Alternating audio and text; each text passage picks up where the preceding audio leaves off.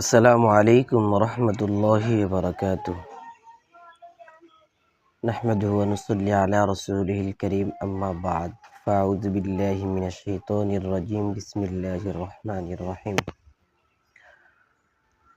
আল্লাহ তাআলা পবিত্র কুরআনুল কারীমের ভিতরে বলেন, ওয়া মাকারু ওয়া মাকারাল্লাহ আল্লাহু খায়রুল মাকিরিন।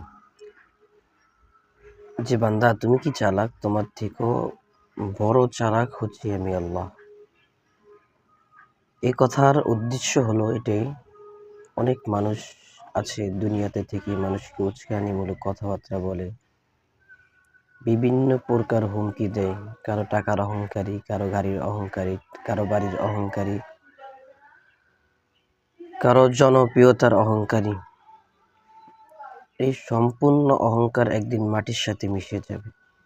বিদায় আমরা অহংকার না করে সকলে মিটা দো হস্তি আবার কুছ নেহি মিটা দো। কবি বলেন, তোমরা মাটির সাথে মিশে যাও যদি জীবনে কিছু পেতে চাও।